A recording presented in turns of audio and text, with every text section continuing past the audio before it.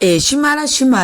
Chosen Becky tukoye banaki penge munyivu nnyo akatambi wekali masa ofulu figa na yamulangidde nnyindo ebintu byo sibirungi n'akamu akatambi wekali masa abantu bo batandise okwekyawa bagamba kooti tegenda kuba wa kituufu ekya okero agambibwa okutta abaana era nga basama mafiina amusindikira amayembe abiri gamukoleko obonga yebaagala byonna ogenda kubanga obifuna wano ku Suvie News Extra mugamba mutya mwasibye mutya abantu banye kansubire nti muri bulungi ba mikwano ng'enkola yaffe mbasaba video no mujimpe like era nesaba gwe wenna atanamba ku subscribinga wano ku Suvie News Extra nti mukwano subscribinga era onyigene mu notification bell mesuwanga byonna byemanteekayo wano ku Suvie News Extra Suvie Airport Pickup and Transport Service era nga tutambuliza ddala abantu ova bweru yagala kutwala mu kyalo yagala kutambula ko ne family yo mukwano nkubirako ngina kubanga ensonga ezo nzikolirako ddala munange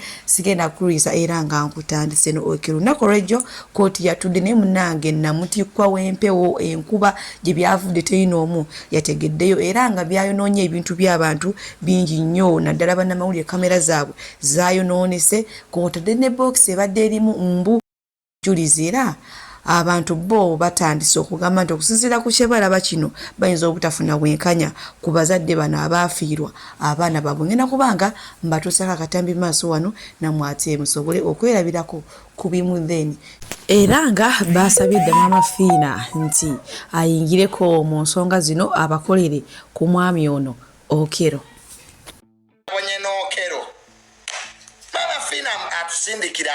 Asindikira Okero amayembe gamusiyage kale twabenga bwanaddamu aseke mami fina wa mama mafina ffe kye tukwagaza nga bannayuganda sindikira Okero amayembe gamuyusigo that's all gamusuleko gamusiyage abantu bafune ku bwenkanya naye omusanga engeri gye gutambulamu guli eno ate ono simanya fingerprint neziva kaso omusanga gwe gwannemye ate yagunoonyerezaako simanya aibo bamubuuzizza wali olabyeko ku musango ogulinga guno mbunedda baloya bookera ebibuuzo byokka bye banyiiza nga wafiirwa omwana bikwasa bukwasa busungu kanze omusango ogwo naguvuddemu era ndaba bulabi naye nga maama fiina kati ekintu kino gwalina otutaasa Okero omusindikira amayembe 2 horns abiri goka gamutuyonkera ensigo kati tusigaza omulamuzi maama fiina atula mu kooti yebulenga gwe tusigazizza kati atusindikire 2 horns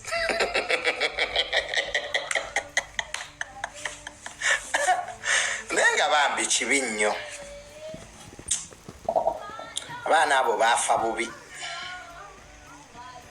tubonyebonye n'Okero abantu bo omukwano bataamu ku nsonga z'Okero nga bagamba nti okusinziira bo kye balaba bayinza obutafuna bwenkanya kati basazeewo basaba maama fiina abakolere ku Okero mbu amusindikire ebyo ebintu nga namwate mbiwulidde mbu simanya bimugire osanga naye anaafunamu okubonerezebwa naye nga bwe nkuzaako eno ewa Chosen Becky tumanyi bulungi nnyo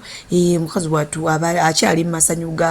ga baby shower ye gye bamukoledde omwami Professor Sekajja naye munange yadde bamukoledde naye ate waliwo bo bekitaasanyusizza okuli omwami penge fulufiga n'abaala nga wengenda okubatuusaako obutambi maaso mbu mukwano okuzaalako kuyitiridde asuusizza mbu weyalikomye kati neneebuuza omuntu okuzaala musango kasitaba nga azaala abaana be nga abalabirira naye maama Chosen Becky bw'oba ne mukwano gwo akubuulirire era naawe ne mukunoonyerezaako oba olina omukwano ogukwagala nga Chosen Becky. Chosen Becky walina omukisa nti oli mwana muto era wajja oyimba bulungi nnyo naye Chosen Becky tukkirize ebiseera obimaze oli mu kuzaala. Okuzaala si kubi naye nze ndaba olina kaliya gyotta. Wenyigidde nnyo mu kusanyusa abasajja nti olina by'oba olina muzaalira ne kaliya edduka. waliwo wajira ng'ogenda kukwata baleema ate walinako ekisa naye omusajja simanyi ng'egyotambuzaamu bulamu siggaana kuzaala naye ndaba nti nno emyaka gigenderedde Chosen Becky otaddewo ebbanga bajuliana ne bataddewo ate nga bo baali bayimba dda kuba Juliana okufulumya oluyimba kimutwalira n'emyaka 3 nazzaawo oluyimba negwe omwana omuto osoomozeddwa naye nga ebikusoomooza okakasa nsi nakulabyawo ng'opalawuda omusajja simanyi baby shower tubagaliza ezzadde eddungi naye ate omusajja simanyi naye kyamutuukako omusajja tanyumirwa ngoye penge bwatu munange bwavuddeyo ate okubuulira mama Tuuso mama Kalimonda omuyimbi waffe omulungi mukyala Professor Ssekaggya Chosen Becky nti munange kaspeedi k'okuzaalako kayitiridde naye era nga okuzaala si kibi kuba ne Bible egamba nti muzaale mwale oba okiwulidde ekintu ekyo ngenda kubanga maaso awo nkutuusaako ne mama Flower naye talina kagambo kalungi konna. Suvi Airport Pickup and Transport Service bakasitoma baffe abalungi emiwendo gyo twagisaliddeko ddala omanyi wano nsiiba nki bagamba nti mukwano gwe wenna atannaba kubuukinga Suvi Airport Pickup and Transport Service simanyi kiki kyoliko emiwendo gyo twagisaliddeko ddala nga woolaba so ekikwatako nkubira ku namba zange ez'essimu eziyaawo aye tusobole okuteesa nze nsobola okutambuza oyagala genda mu vacation oyagala genda ku birthday oyagala genda ku party oyagala kujja ku kisaawe oyagala kutwala ku kisaawe bannange emiwendo gijaawo ate osobola okujja ne twogera manyi gye bazireegera si gye zivugira osobola okujja ne tuteesa ne nkusalira keera